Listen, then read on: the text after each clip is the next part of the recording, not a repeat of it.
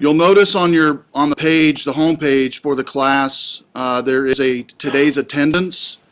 You will need to type in that number, and I'll try to have it up each session when you guys come in. For sure, we're going to do it on Tuesday. Maybe not on Thursday, but for sure on Tuesday. So that 3R14S6, you guys should have an attendance area somewhere at the top here. Put in that attendance pin and submit it. As I walk around, I'll make sure you can get in. I think it says something like today's pin or something that should successfully let you in.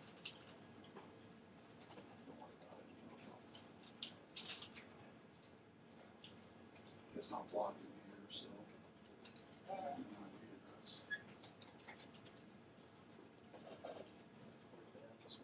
We do have one here in the back. You want to move? If you want to move, we have one open in the back.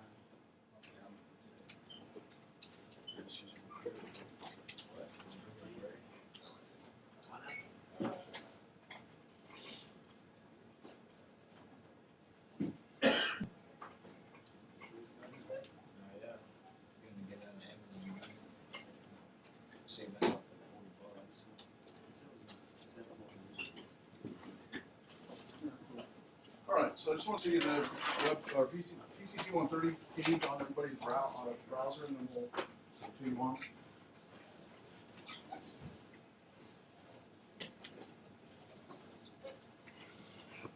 Okay, looks like everybody got in. I sent everybody an email, or we'll be sending you guys an email on after tonight on when the podcast is posted. Each session, specifically Tuesday's session only, will be recorded. What you see on the screen and what I say up here will be recorded, and then I'll send you an email when it's posted, and then you can view it if you want to. You don't have to. And also it's going to be on iTunes as well, which we'll go over that in just a second. And so there are students that for work purposes or whatever reason want to review something. They can't be here for work. You can view the podcast and still like you're still here, like you were here, to go over what we went over that week. And so just for your benefit. So if you'll click on the Lessons tab real quick, we want to go to the Getting Started document at the very top. Hopefully you've had time to purchase your textbook. If you haven't, the bookstore has them. Also, I do give you the ISBN here in a second in the syllabus. It's been updated, so you should have the correct ISBN in the syllabus now. And then make sure and subscribe to the course podcast. We'll go over that in just a second. And read the course syllabus found in the lessons area. I'll let you read that on your own. Tonight, most of your computers I don't believe are set up for this printer yet, so don't try to print to this one. I'll have that fixed by Thursday. And complete the About Me. So we'll go over that tonight. So purchase text, subscribe to course podcast, read course syllabus, and complete the About Me. So if you go back to the lessons link here and go right into the course documents folder.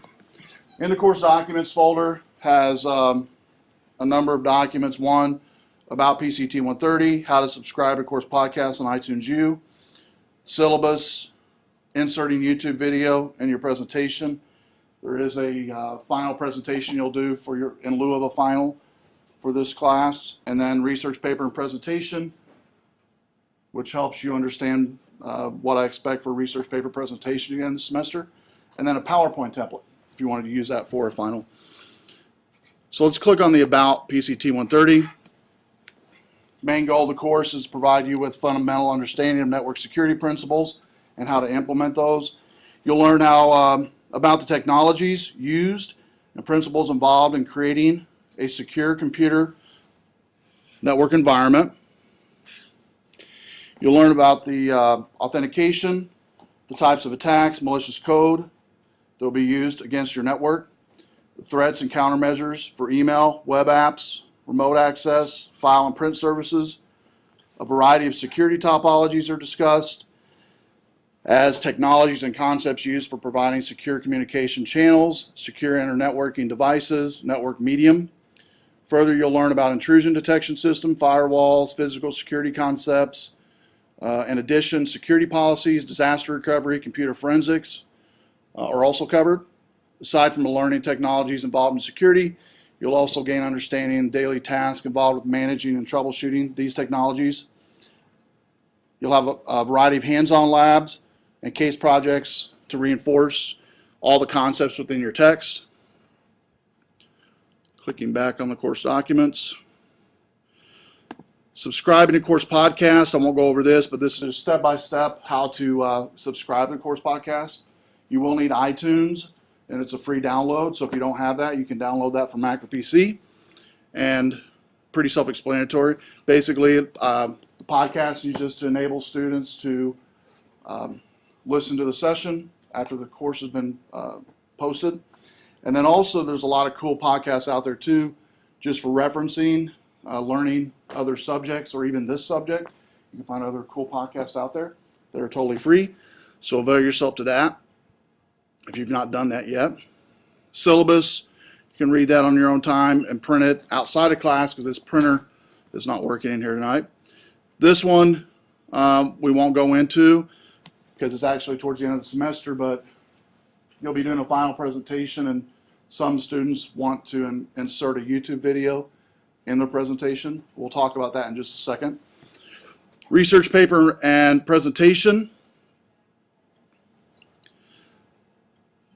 This one we'll actually go over that next week, but basically research paper and presentation is at the bottom of that document is a list of topics that you can choose from, and I believe you guys have a couple weeks to choose a topic. And so if you wanted to read that prior to next Tuesday, that'd be great. Go through it and choose a list of topics. I believe at the very bottom is the list of topics, and you don't have to choose one of these. At the very bottom, if you don't like any of them, you can choose any topic that you're interested in that has to do with network security. Okay? And so these are just a few. What I've also done for you guys is if you go into the Lessons tab again and scroll all the way down to week 14. Week 14, actually, I've kept in there from last semester some of the final presentations for session 1 and 2. And then also a folder called Presentations, which has a few of the PowerPoints in there. So you can look at kind of what students have done in the past. I'll leave those in there. I won't take them out until we get close to that week. And I believe in iTunes, if you click on the iTunes U tab, is one of the tabs in the class. This actually shows you all the current podcasts that are out there from last semester still. And I'll keep the PCT130 Session 2, Session 1, Fall 2011. Those I'll keep in there. Those are podcasts that are actually on iTunes U that were presented last semester. I'll leave those on there. So as soon as I post a podcast for tonight, I'll delete weeks 8, 6, 4, 2, 1, and 1. And you should only have 3 of them in here when you click on iTunes U. What's cool about it, if you do have iTunes U, you can click on this iTunes U tab in Eagle and just click on View in iTunes, and it's going to start iTunes up and begin viewing that podcast for you. Start playing it. All right, go back to the Lessons tab. Q&A discussion. Here's the area you can post course and non-course related items. Like, you know, if you have computer problems, you're needing to buy a computer, you want some suggestions from other students, to politics, whatever. Just keep it clean. Check it maybe once a day. Take a few minutes to see if anybody's posted anything new in there. And I do allow students to have this just to kind of, you guys meet twice a week, but you don't really get a lot of interaction. Like on Thursday you do, but not Tuesday. And so it's a good way for you guys to kind of get to know each other more. So avail yourself to that. It doesn't have to be just course-related questions and answers. And then week 1, let's jump right into that. I want to kind of go over the structure first of the weeks, and then we'll get into chapter 1 a little bit and what's due coming up. The way the class is structured as far as assignments, every Sunday of the week you're currently in, the coming Sunday at midnight is when everything's due. For the most part, most weeks you'll have review questions at the end of the chapter and a quiz. The review question at the end of the chapter and the quizzes both you can do ahead of time if you want to. On the quizzes you have up to 3 chances, 3 opportunities to take the quiz, best score out of 3, and 10 multiple choice questions on the quiz. And the review questions, I'll go over that in just a second, but all I need for that is just the answers, the number of the question and the answer. So that's like most of them are multiple choice in the book. 1A, 2B, 3C. You might have one that's an essay question as the answer.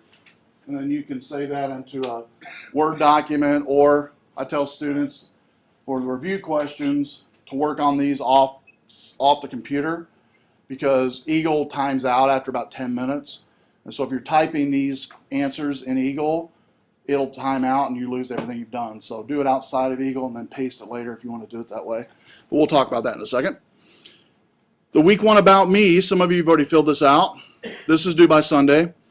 Just so you can get to know each other, I can get to know you a little bit better. Name you go by, favorite food, favorite movie, hobbies, why you take the class. You'll just create a new post here. Type your first and last name in the title field, paste the questions in, answer them, and then reply to at least 2 other people's posts. Pretty simple. Have that done by Sunday. Each week will generally have that chapter's folder, and the folder is going to have PowerPoints, the PowerPoint presentations, and also topic review.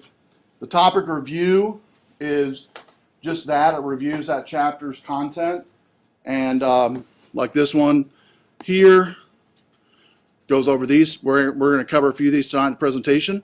So like for instance, identify the type of attackers that are common today.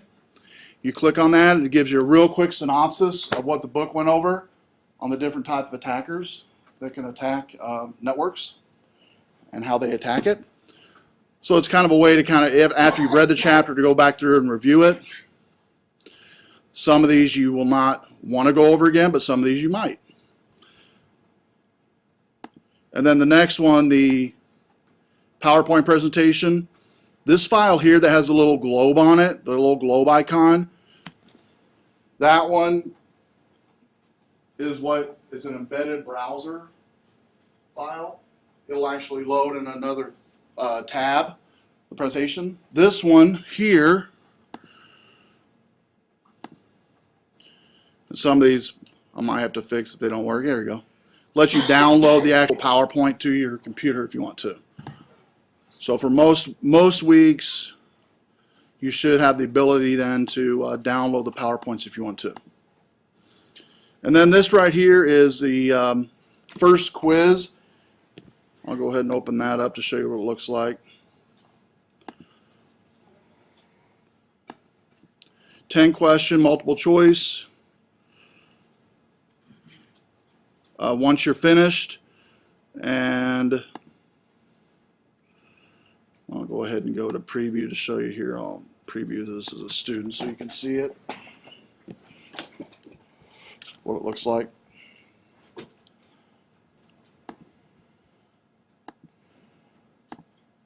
So you guys don't have to click on this. So it'll tell you in here it's worth 20 points, maximum number of attempts 3, unlimited minutes, it's not timed. That might be a question some of you had. Review full, begin now. If I go down here to the bottom, and I'll just go ahead and submit.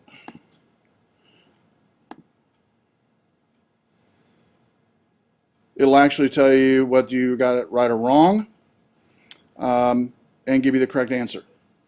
So before you take it again, let me show you. Notice you say you took it now, or when you get home or whatever, after you've read your chapter, you can click on what that last quiz you took. It'll bring it up, show you what answers you got right or wrong. give you the correct answer.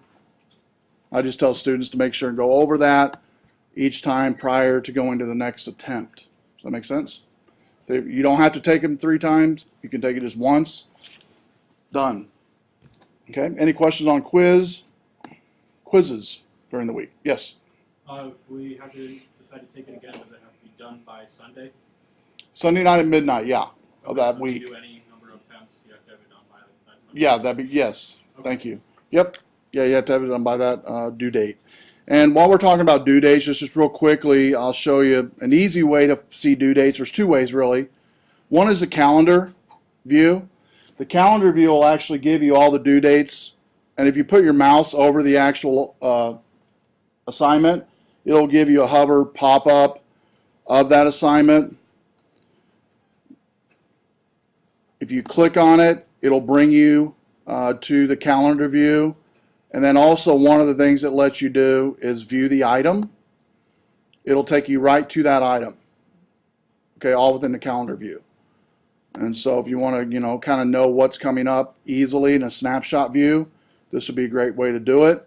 You'll notice this week you've got About Me and the week 1 topic review questions, which is a quiz. That's it. Next week you've got review questions, quiz, research paper topic, and your lab you're going to be doing. Okay? First lab we'll be doing this next week. The other way you can see what's coming up is if you click on the task on the left side of your Eagle page. Now if this ever gets hidden, let me show you on the overhead. Some of you already know this though. It could collapse if you click on it like that. To bring it back, just click on it again. It'll come back. But if you expand the milestones will tell you what you have yet to do and when the days that they're due. All right. If you have completed a milestone, it'll check it. Okay. Now some milestones, that doesn't mean it's graded. It just means you've went there and clicked on it sometimes, that you've seen it. Some of these milestones actually check when you just go to the assignment and begin to read it, it'll check it. Okay? So just because it's checked doesn't mean in all the time that you have completed it. So I always tell students to make sure, if you see a check in one of these milestones, make sure and click on that milestone, and definitely, like in this case, okay, I finished, I did do that quiz. It is done. Okay? But there might be times possibly to where you, like say the About Me, I clicked on that, and notice my name's not in there, but it has it checked. So, make sense? And so make sure and check that. As far as grades go, as you turn in, like for instance the About Me this week and your first review question quiz, they will actually be emailed to you immediately upon being graded. And you guys have a grades tab at the top of Eagle. The grades tab will give you the grades as they've been graded. It'll actually have a grade in that area and any comments I have. Everything else will be emptied out. There'll be nothing there. So if you do have a grade, something will be in the grade area. If you don't, that means I've not graded it yet. Make sense?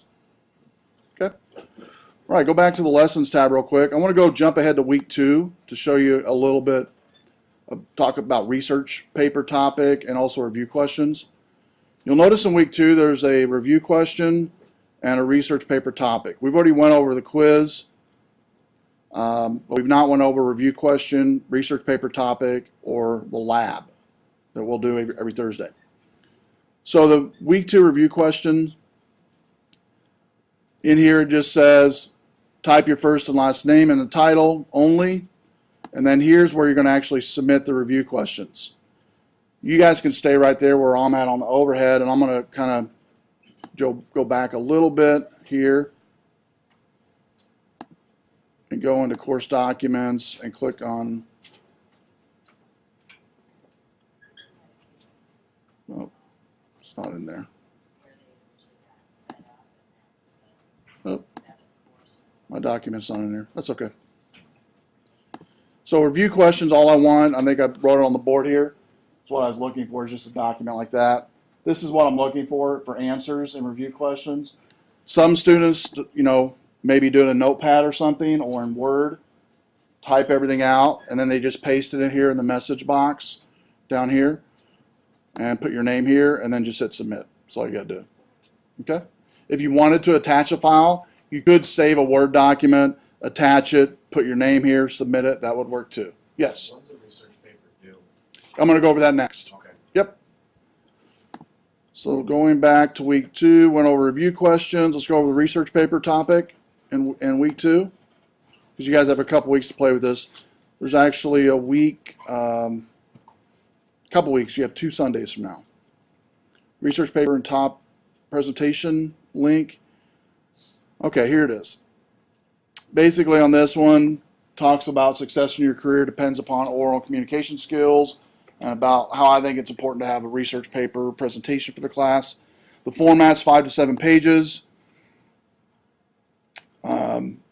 Margins, 1 inch left, right, bottom, 1.5 at the top, double space, 10 to 12 point font, Times New Roman or Courier.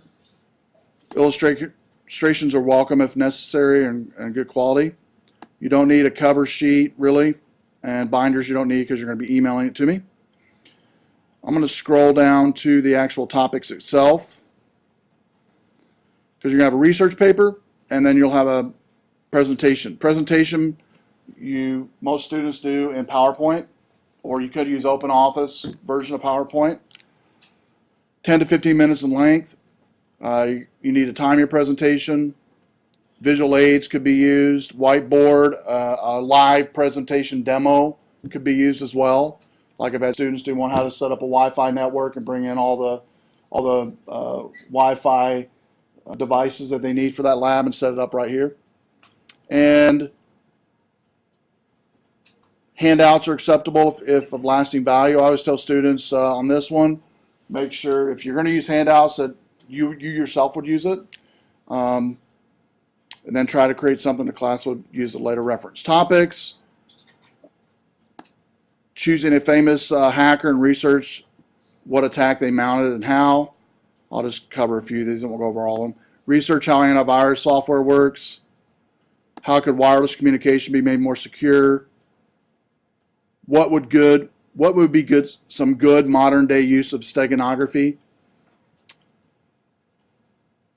What's the future of biometrics and security? Cell phone security. And say all of these 21 you don't like, you can choose one of your own. Okay? Now, somebody asked when's it due. If you scroll all the way down in the lessons to week 14 and 15, week 14 is when the final presentations begin, and we'll be giving them on Tuesday and Thursday both. On week 14, if your last name begins A through N, you'll be giving your presentation on week 14, starting that Tuesday or Thursday. And used to I would give an order, but now it's just who first come first serve. Whoever wants to give your presentation first. We knock out as many on that first Tuesday, and then finish up the rest that Thursday. Last names A through N. And then here's some examples of past presentations. And then week 15, everyone else, Tuesday, Thursday, last names O through Z. So that's when the presentations are due, right? There is a class I cancel as far as you don't have to come to class that night, that Thursday, to work on your research paper presentation. And that's on the week of April 10th, the Thursday of that week. You do not have to come to class. You spend that time to put everything together. Hopefully you've already started working on it, but most of you, if you're like me in college, you won't until after that date. So, but I do give you a night to at least say that you had time to work on it. All right? And so all the other weeks that you see, these dates are just the beginning of that week. All right? So any questions before we go on? Good question. Spring break, I don't have it in here, but it's in March, and it's March 12th week, I believe. See how it goes from March 12th to March 20th? It's like the March 12th week, I believe, is what it is. Good question. That's an important question. All right, so in week 1, we're going to go over just a little bit on chapter 1 tonight, and then we're going to be done. So just so you know before, because after we're through chapter 1 discussion here, you guys are free to go. But by Sunday, week 1 about me, and then also quiz. On Thursday, when you guys come to class, we're going to go over some of the software we're going to be using here in class, and then cover the rest of chapter 1. I'm just going to briefly touch on chapter 1 tonight and finish it up on Thursday.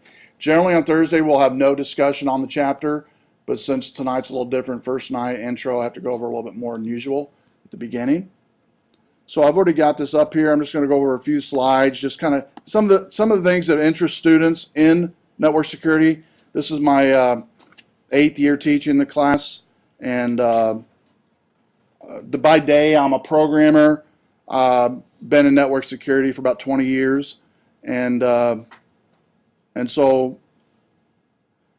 I dabble a little bit and understand the complexities of hacking and what it takes to hack, and the dangers of hacking, and had it happen to places I've worked at and servers and things of that nature, and how to come up with solutions to make things more secure. And so I'll be implementing stuff the book doesn't have, and things we'll be doing. On Thursdays are labs. I like the labs on Thursday really because they're labs I've honed over 8 years, that the students get software for the most part every Thursday that they've never used.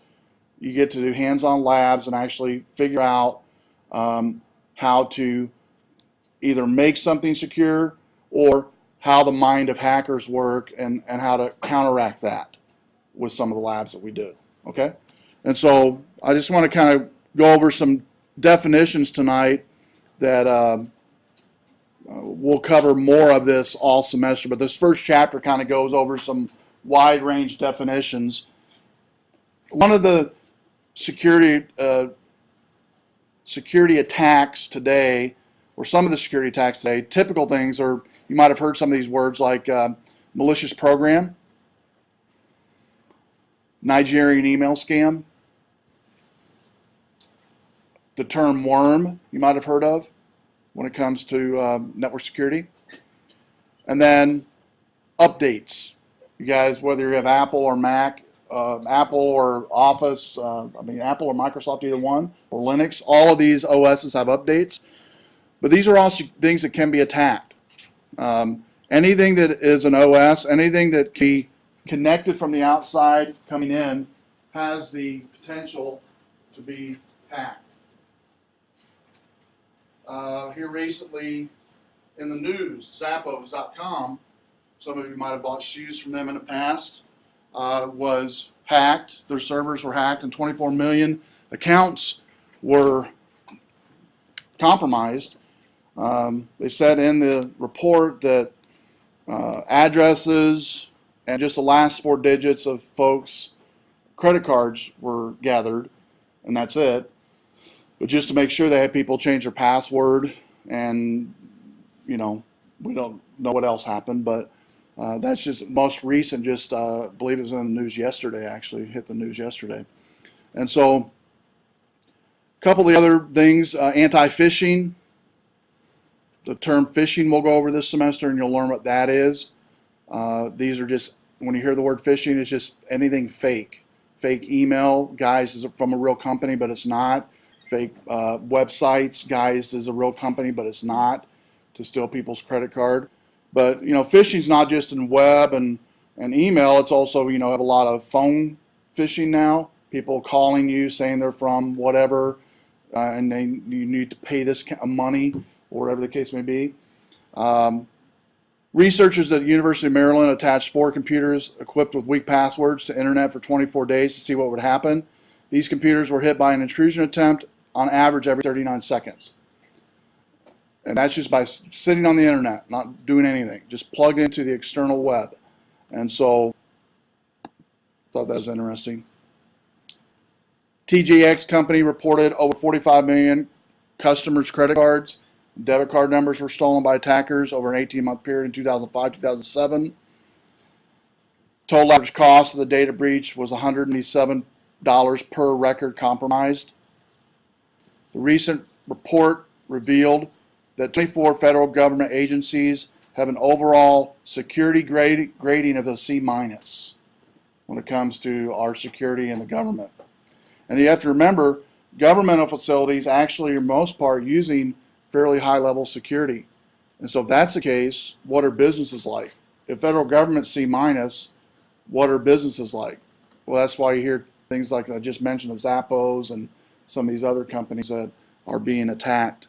And hackers continue to do it. And we'll go over this one.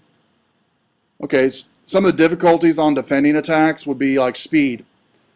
The Zappos site just recently get attacked, so hackers take advantage of that. And because everybody's focusing on Zappos and you know, passwords and credit cards, it leaves holes open in other areas, and they will a lot of times attack multiple at once. Attack a large entity like Zappos and maybe a whole bunch of smaller websites that doesn't ever make the news because they're not on the Fortune 500 or in the stock market. Okay, not going to make the national news.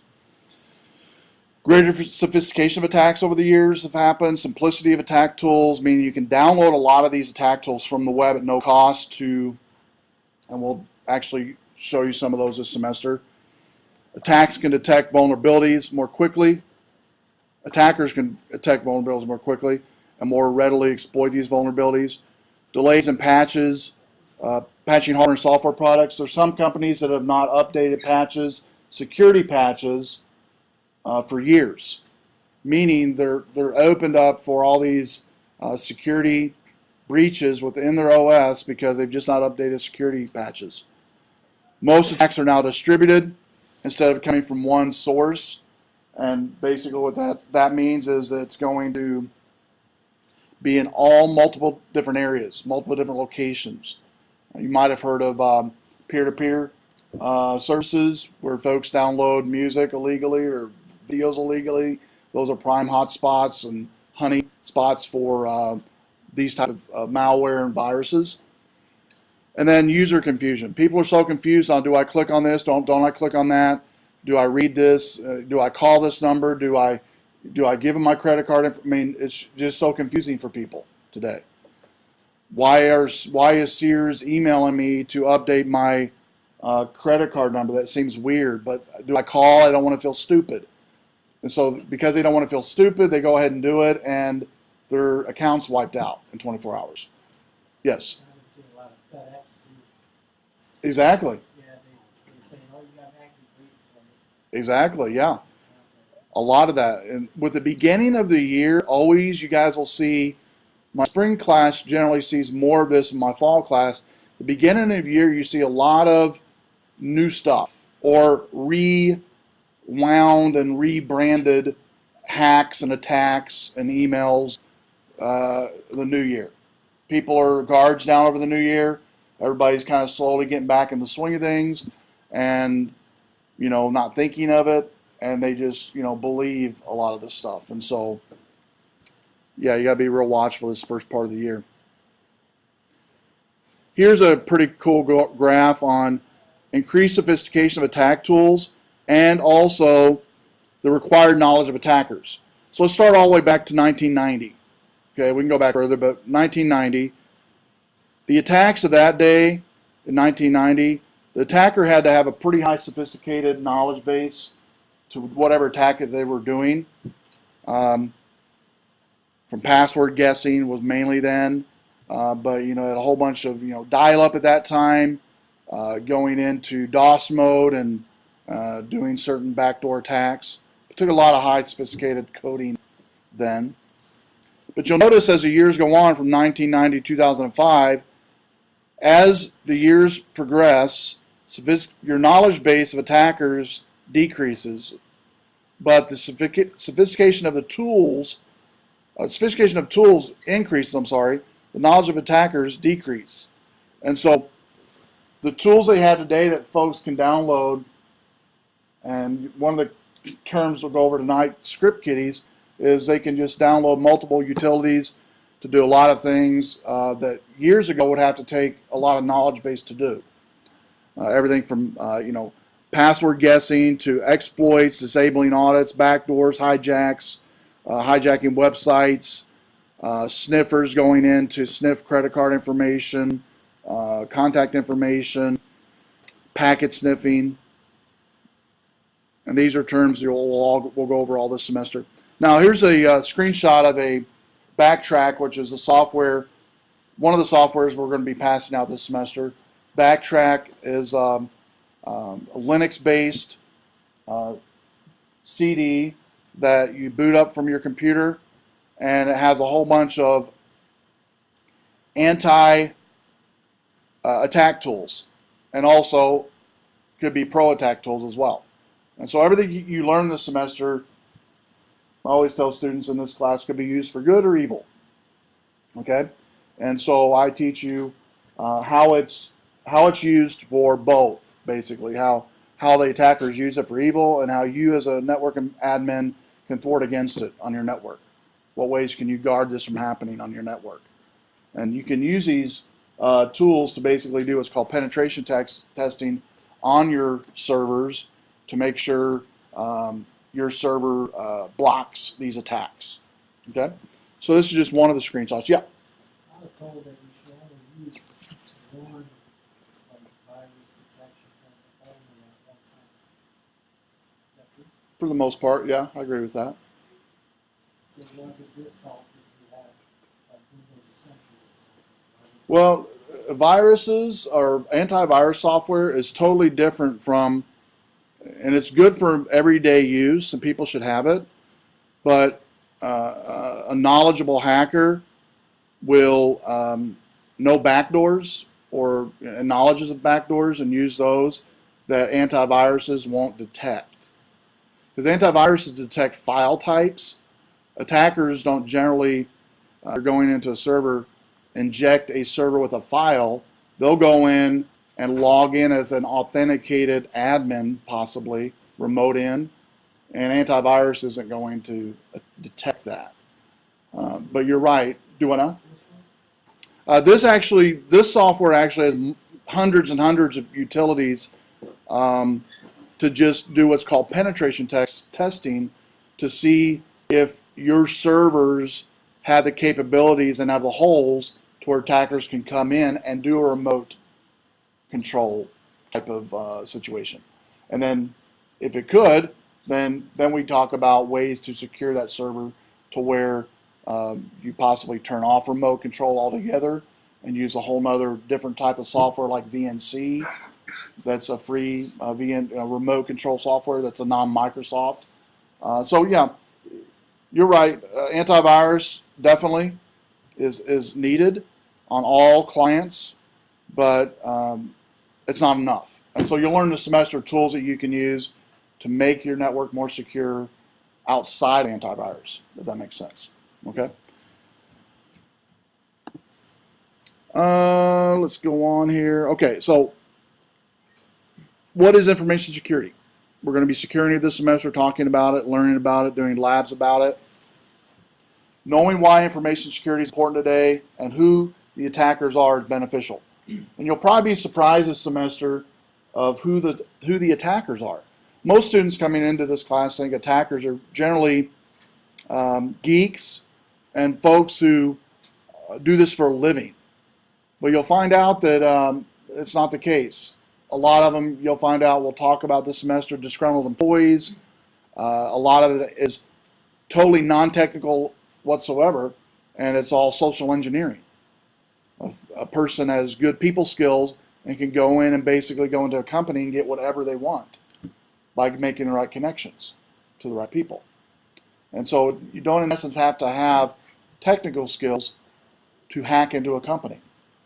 Okay, an example would be a company official guised as a salesperson that gets in close with the IT administrator, and they go out to a bar or whatever, or go out to a party, and during the time of the night, the salesperson gets a hold of the IT guy's cell phone, iPhone, whatever, and begins to collect data from that to get into their system, to maybe bring their system down or ruin their sales, to where this salesperson who's supposed to be a salesperson is actually maybe working for another company to bring this company down so they can buy that company out later.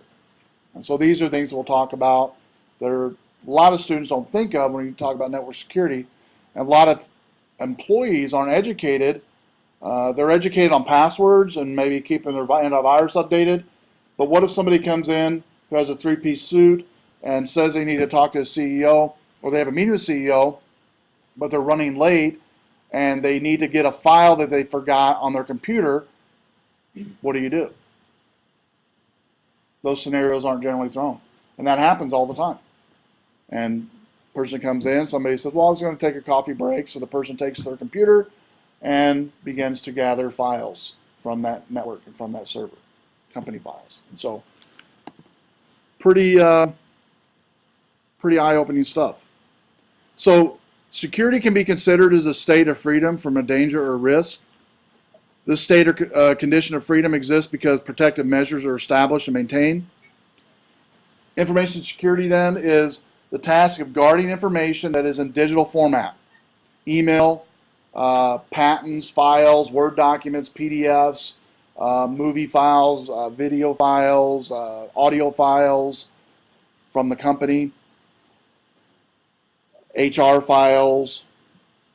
Ensuring that protective measures are properly implemented as part of information security. Also, cannot completely prevent attacks or guarantee that a system is totally secure. And that's also one thing I want you to get out of this semester is, as much as you learn in network security, as much as you learn to implement security protocols, nothing is Fort Knox 100%. Nothing. Now you try to make it as close as you can and constantly striving to make it more secure, but nothing's 100%. Okay? Nothing. And so we'll learn that this semester as we go along. Information security is intended to protect information that has value to people and organizations, just like the Zappo thing I mentioned earlier.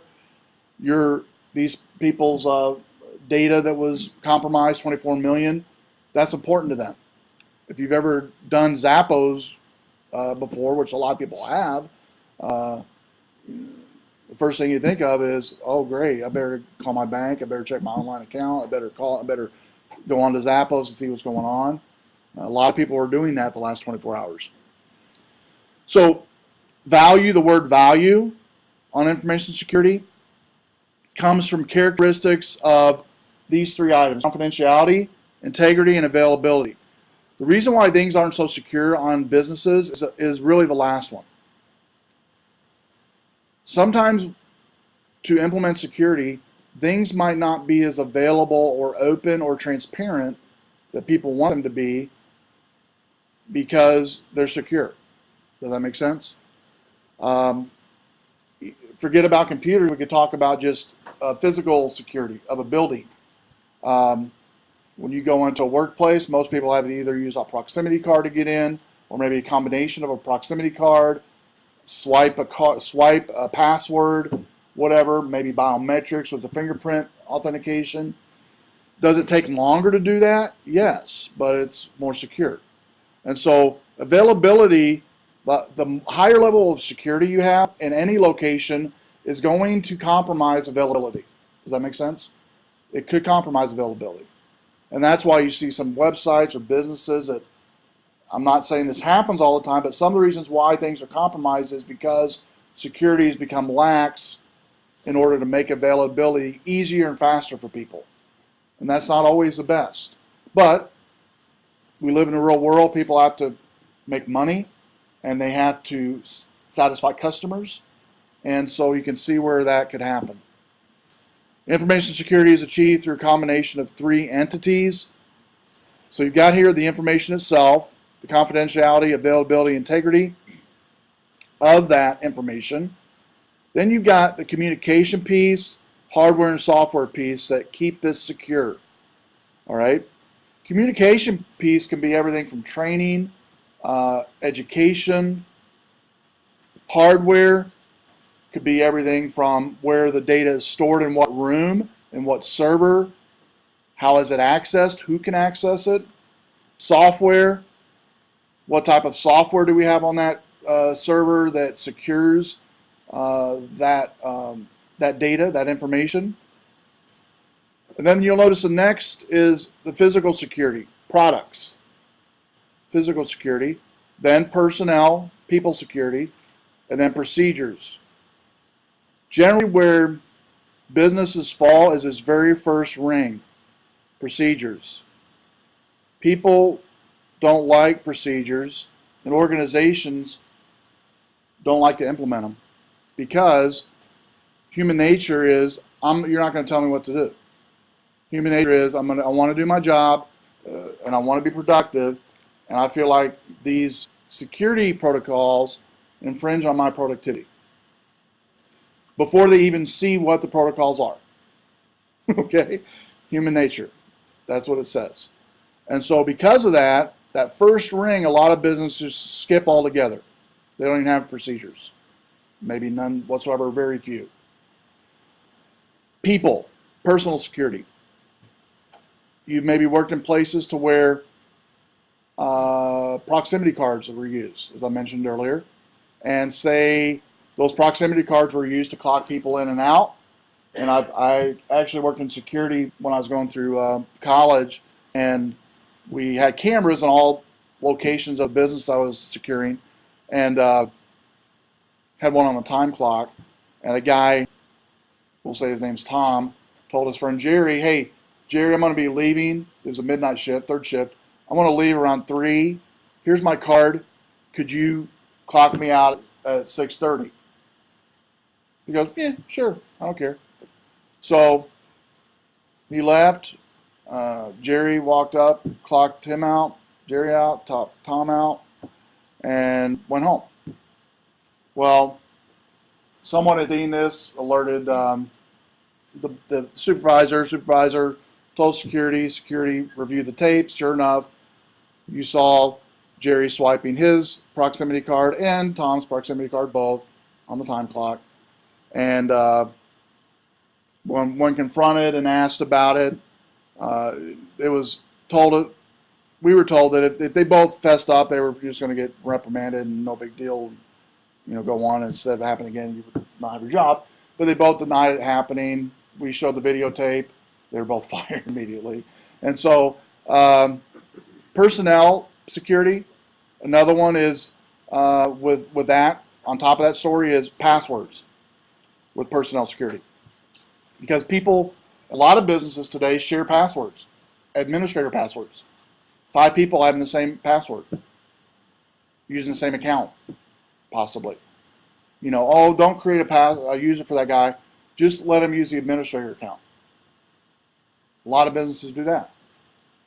Again, security is going to take some time to implement. It's going to take some time to use.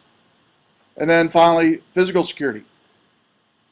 The story I just mentioned on personnel with Jerry and Tom also deals in with the physical security, because your chain is only as strong as its weakest link, and so the weakest link here is generally going to be people in security. It's not going to be the software, the hardware. You can have the best software, hardware, and rules in the world on your network, but if people aren't trained, educated, and have consequences to their actions, and not only consequences but follow-up procedures, then the best hardware, software, and implementation of security is not going to help. And so you'll learn that this semester, how to do that and how that all plays into network security. Okay, I want to end with some terms of different types of attackers real quick. Here we go. The word hacker, okay? General sense, anyone who illegally breaks into or attempts to break into a computer system. The narrow sense, a person who uses advanced computer skills to attack computer only to expose security flaws. The other term for this you might have heard is black hat hackers and white hat hackers. Okay, the black hat hackers will be the generic sense one the book gives, which does things illegally. They know what they're doing, and they do it for illegal purposes, for monetary gain generally. Okay, the white hat hacker knows what they're doing, but they do it to expose security flaws. And so there are a lot of companies now that are in the white hat hacker business that companies will hire to come and look at their company's protocol, security, and give them a grade and say, here's what you need to work on. Consultants make a lot of money doing that.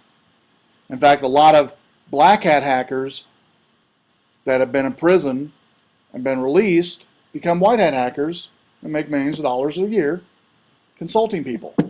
Okay? So although breaking in another's computer is illegal, some hackers believe it's ethical as long as they do not commit theft, vandalism, or breach any confidentiality.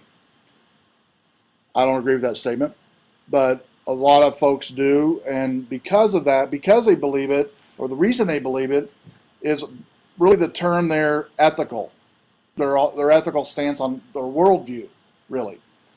Maybe how they're raised, kind of groups they hang around. Ethical from right and wrong can be brought into a lot of this that we're going to talk about this semester.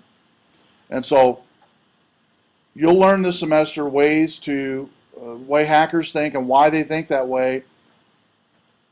There are hackers that do things for monetary purposes. There are hackers that do things just for pride purposes, that they can boast that they did this.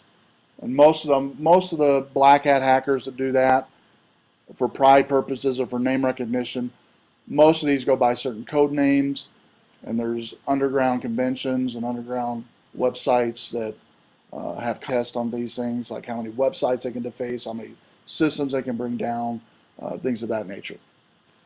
And that still goes on today. Script kiddies, I'll end on this one. Want to break into computers, create damage. Unskilled users, they just download automated software from the web, no cost, and really have to have no knowledge, really, just know enough to how to download something and run it on a computer. But these are sometimes the most dangerous types of hackers. They tend to be computer users that have almost unlimited amounts of time on the weekends. You guys aren't those people now. And they usually attack systems, gaming systems, banks. You say what age range? High school age. You know, they have free times on the weekends. I'd say up through 18, 19, but really the age range for the script kiddies is around 12 years old all the way up to 15. That's the prime age of script kiddies. Not to say it doesn't happen after 15, but we all remember the times where we had nothing to do but get in trouble, right? That's where these guys learn things. And a lot of them do start out as script kiddies, but over the years they get interested in script. They start doing script kiddies type stuff, then maybe get into C++ programming, into JavaScript, into